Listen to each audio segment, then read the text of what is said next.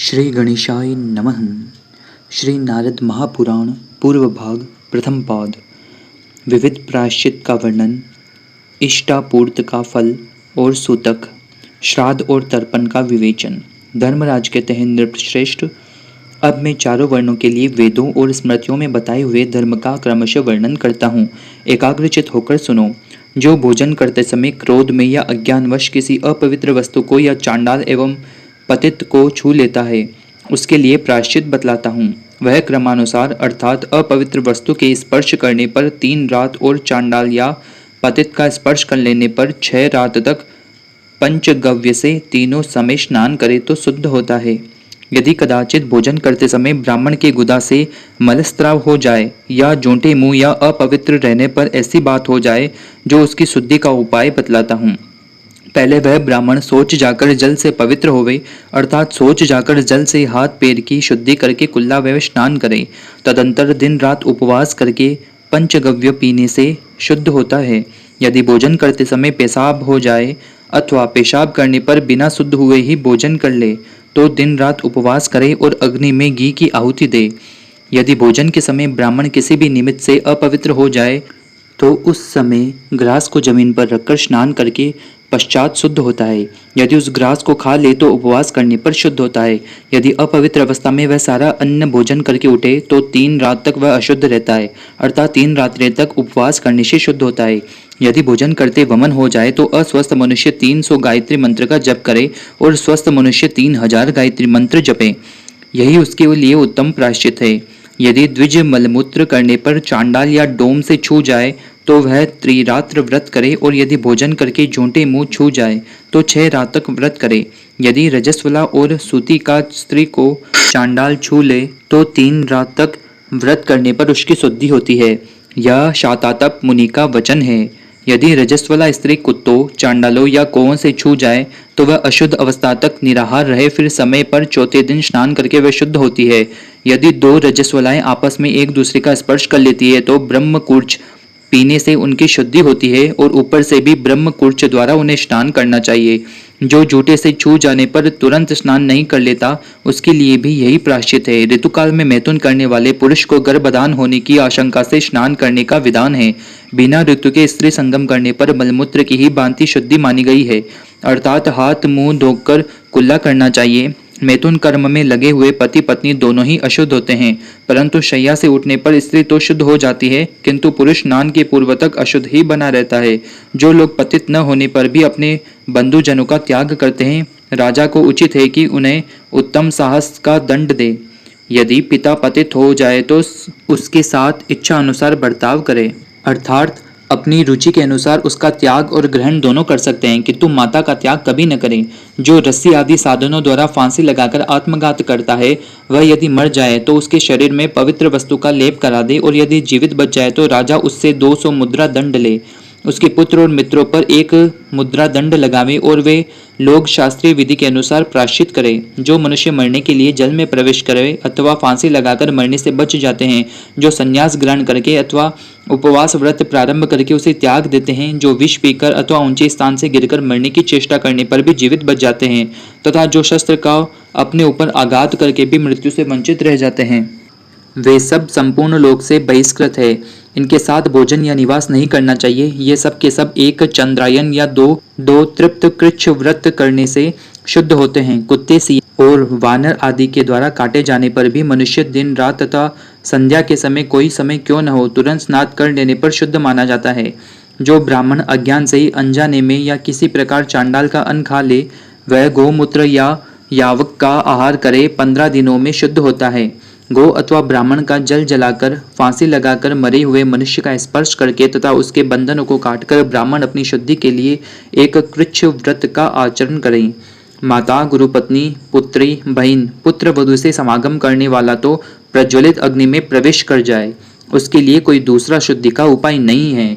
रानी, सन्यासिनी, दाय, अपने से श्रेष्ठ वर्ण की स्त्री तथा समान गोत्र वाली स्त्री के लिए समागम करने पर मनुष्य 2 कृच्छ व्रत का पालन करें।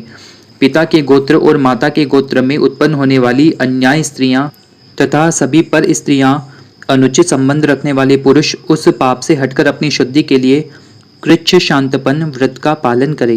द्विजगण खूब तपाए हुए कुशोद को केवल एक बार 5 रात तक पीकर वेश्यागमन के पाप का निवारण करते हैं। गुरुतल्पगामी के लिए जो व्रत है वही कुछ लोग गौघातक के लिए भी बताते हैं और विद्वान अवकीर्णी के लिए भी उसी व्रत का विधान करते हैं। जो डंडे से गौ के ऊपर प्रहार करके उसे मार गिराता है उसके लिए गोवध का जो सामान्य प्रायश्चित है उससे दूना व्रत करके विधान है, तभी वह व्रत उसके पापों को शुद्ध कर सकता है। गौओं को हाँकने के लिए अंगूठे के बराबर मोटी, बाह के बराबर बड़ी, पल्लव युक्त तथा गीली पतली डंडी का उचित उपयोग बताया गया है। यदि गौओं के मारने पर उनका गर्भ भी हो और वह मर जाए तो उनके लिए पृथक पृथक एक एक कृच्छ व्रत करें। यदि कोई काठ, ढेला, पत्थर अथवा किसी प्रकार से शस्त्र द्वारा गौओं को मार डाले तो भिन्न भिन्न शस्त्र के लिए शास्त्र में इस प्रकार प्रायश्चित बताया गया है। काष्ठ से मारने पर शांतपन व्रत का विधान है। ढेले से मारने पर प्राजापत्य व्रत का विधान है। पत्थर से आघात करने पर तृप्त कृच्छ व्रत का विधान है। किसी शास्त्र के मारने पर अतिकृच्छ व्रत का विधान है। यदि कोई गौओं और ब्राह्मणों के लिए अच्छी नीयत से औषधि, तेल और भोजन दे, उसके देने के बाद उसकी मृत्यु हो जाए, उस दशा में कोई प्रायश्चित नहीं है। तेल अथवा दवा पीने पर या दवा खाने पर शरीर में धसे हुए लोहे या कांटे आदि को निकालने का प्रयत्न करने पर मृत्यु हो जाए तो भी कोई प्रायश्चित नहीं है। चिकित्सा या दवा करने के लिए बछड़ों को कंठ बांधने से अथवा शाम को उनकी रक्षा के लिए उनको घर में रोकने या बांधने से भी कोई दोष नहीं होता। उपर्युक्त पापों का प्रायश्चित करते समय मनुष्य को इस विधि से मुंडन कराना चाहिए। एक पाद चौथाई प्रायश्चित करने पर कुछ रोम मात्र काट देना चाहिए। 2 पाद के प्रायश्चित में केवल दाढ़ी मूछ मुंडा लेनी चाहिए। 3 पाद का प्रायश्चित करते समय शिका के सिवा और सब कुछ बाल मुंडवा लेना चाहिए। पूरा प्रायश्चित करने पर सब कुछ मुड़ा देना चाहिए। यदि स्त्रियों को प्रायश्चित करना पड़े तो उनके सब केश समेटकर 2 अंगुल काट देना चाहिए। इसी प्रकार स्त्रियों के सिर मुड़ाने का विधान है। स्त्री के लिए सारे बाल काटने और विरासन में बैठने का नियम नहीं है। उनके लिए गौशाला में निवास करने की विधि नहीं है। यदि गौ कहीं जाती हो तो उसके पीछे नहीं जाना चाहिए। राजा, राजकुमार अथवा बहुत से शास्त्रों का ज्ञाता ब्राह्मण हो तो उन सबके लिए केश मुड़ाए बिना ही प्रायश्चित बताना चाहिए। उन्हें केशों की रक्षा के लिए दूने व्रत का पालन करने की आज्ञा दे। दूना व्रत करने पर उसके लिए दक्षिणा भी दूनी होनी चाहिए। यदि ऐसा न करे तो हत्या करने वाले का पाप नष्ट नहीं होता और दाता नरक में पड़ता है। जो लोग वेद और स्मृति के विरुद्ध व्रत प्रायश्चित बताते हैं वे धर्म पालन में विघ्न डालने वाले हैं। राजा उन्हें दंड द्वारा पीड़ित करे, किंतु किसी कामना या स्वार्थ से मोहित होकर राजा उन्हें कदापि दंड न दे, नहीं तो उनको 100 गुना पाप लगेगा और राजा पर ही पड़ता है।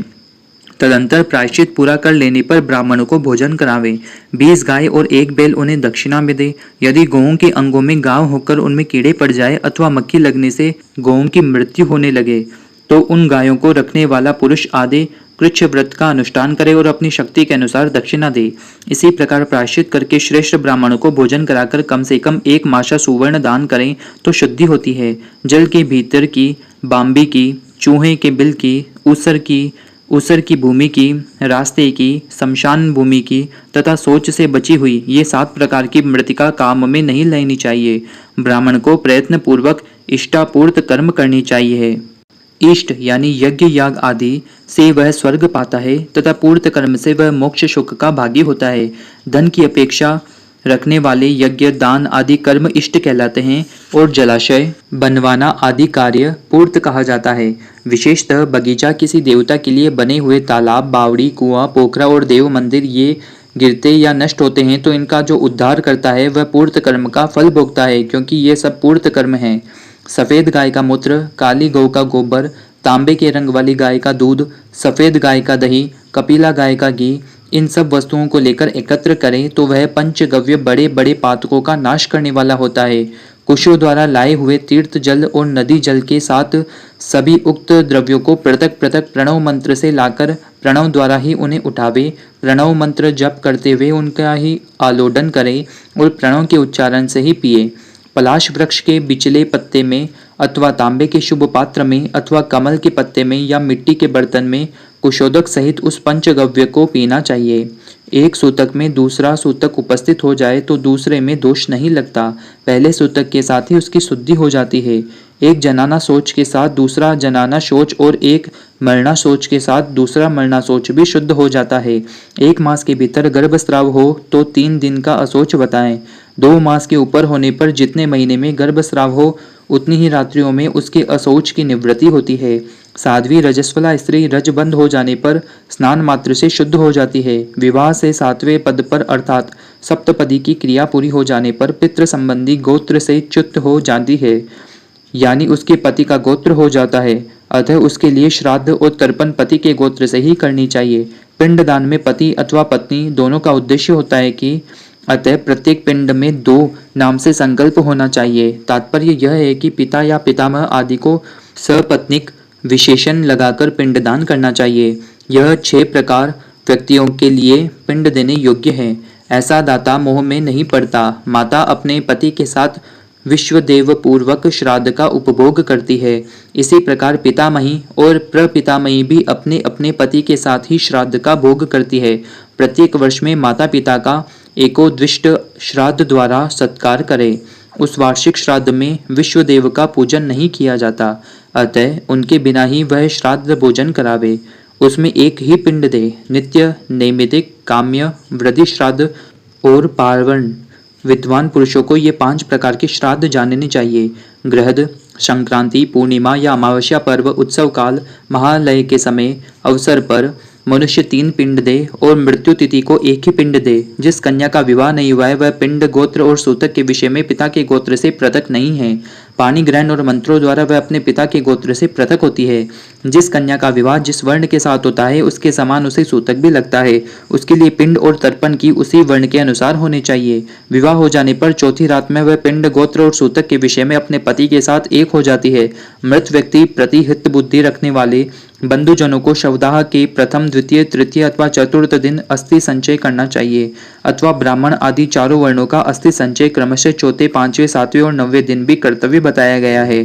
जिस मृत व्यक्ति के लिए 11वें दिन वृषोत्सर्ग किया जाता है वह प्रेत लोक से मुक्त हो स्वर्ग लोक में प्रतिष्ठित होता है।